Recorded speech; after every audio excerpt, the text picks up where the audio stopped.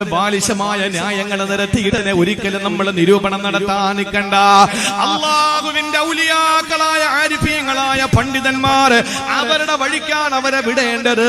അവരുടെ കൊച്ചു കൊച്ചു കാര്യങ്ങൾ പറഞ്ഞ് നമ്മൾ ആക്ഷേപിക്കണ്ട. എന്തുകൊണ്ടെന്നറിയോ സഹോദരങ്ങളെ, അവര് പറ്റിയിട്ട് നമുക്കൊന്നും അറിയില്ല. അതുകൊണ്ടാണ് കൈഫ തസ്ബിറു അലാ മാ ലം തുഹിതു ബിഹി ഖുബറാ. എനിക്ക് അല്ലാഹു തന്നതിൽ ദുനിയായ ഇൽമാണ്.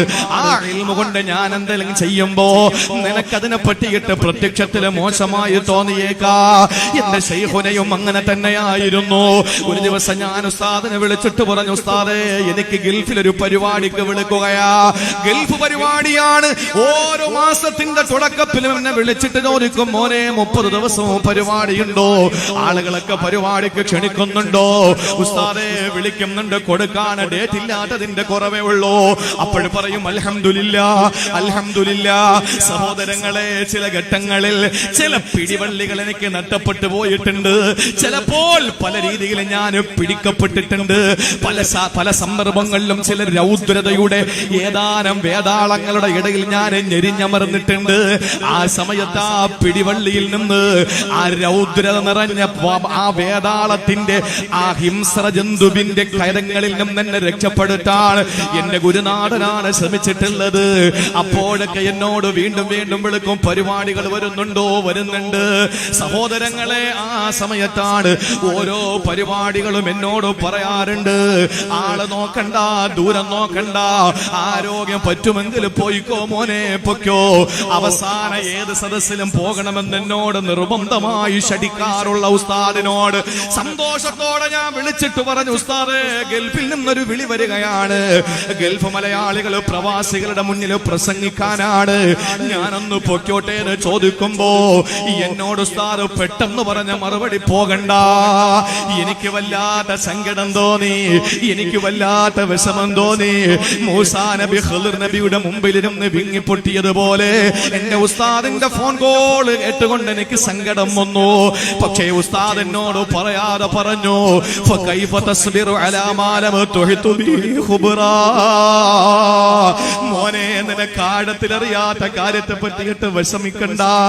ദിവസങ്ങൾ കഴിഞ്ഞിട്ട് എന്നെ വിളിച്ചിട്ട് പറഞ്ഞു, മോനെ നീ ജുമയ്ക്ക് മാത്രമല്ലേ, വെള്ളിയാഴ്ച മാത്രമല്ലേ ഡ്യൂട്ടിയുള്ളൂ? അതെ, നീ ഒരു വെള്ളിയാഴ്ച മുടക്കിയാൽ സാധാരണ മുദരിസുമാര്, ഇമാമിങ്ങൾ, സാധാരണ ഖതീബുമാര് ഒരാഴ്ച പള്ളിയിൽ പോകാത്തത് പോലെയാണ്.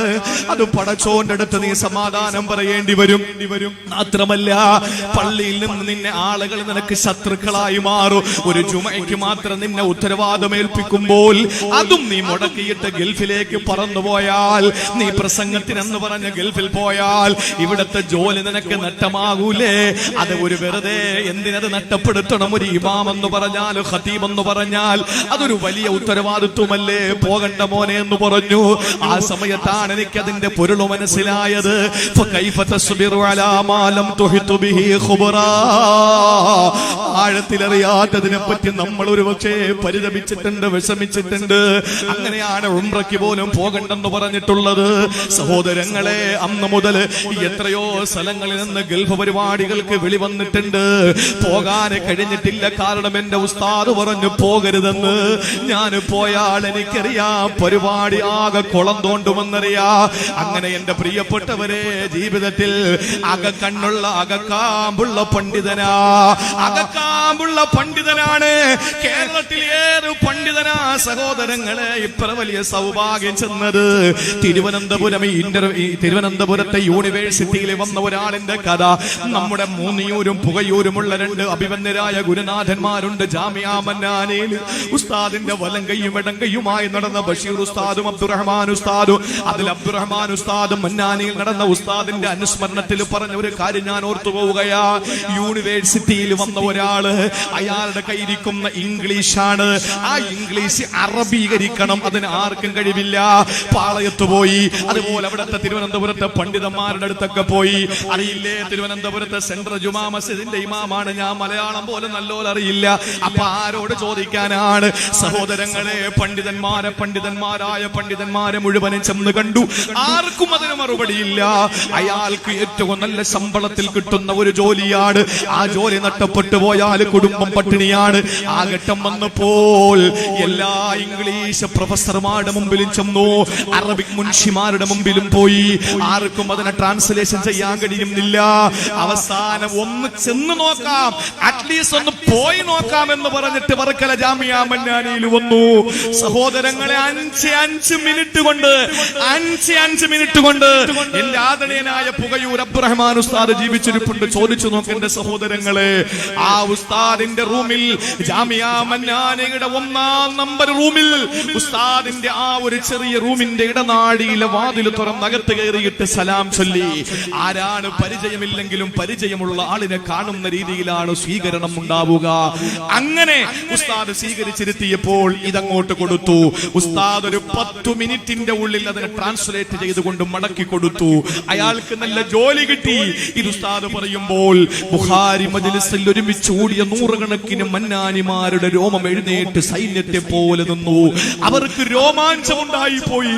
ഇത്രയും പാണ്ഡിത്യമുള്ള ഒരു പണ്ഡിതനെയാണല്ലോ നമുക്ക് നഷ്ടപ്പെട്ടത്. സഹോദരങ്ങളെ, കേസി എഴുതിയതുപോലെ മഹത്വം അറിയപ്പെടാത്ത ഒരു പണ്ഡിതനായിരുന്നു. മരണശേഷമാണ് അറിയപ്പെട്ടത് നമ്മൾ ഇത്രയും വലിയൊരു മനുഷ്യൻ ഇവിടെ ഉണ്ടായിരുന്നു എന്ന്. ഇങ്ങനെ ഒരു മനുഷ്യൻ ഇവിടെ ഉണ്ടായിരുന്നു എന്ന് നമ്മൾ അറിഞ്ഞത് ഇപ്പോഴല്ലേ സഹോദരങ്ങളെ? അതുകൊണ്ട് മനസ്സിലാക്കിക്കോ, അള്ളാഹുവിന്റെ പരിശുദ്ധ ദീനിലെ അകക്കാമ്പുള്ള പണ്ഡിതനായിരുന്നു ആദരണീയനായ ബഹുമാന്യനായ ശൈഖുൽ ഹദീസ് ഉസ്താദ് അവർകൾ. ഒരു വലിയ ഉസ്താദ് ഞാൻ പറയുന്നില്ല. അദ്ദേഹം ഒരു ദിവസം മന്നാനിയിൽ വന്നിട്ട് ഉസ്താദിനോട് ചോദിച്ചു, ഉസ്താദെ, നിങ്ങൾ എന്തായി കഴിക്കാത്ത? ഉസ്താദിന്റെ ഭക്ഷണ രീതി നിങ്ങൾക്ക് അറിയോ?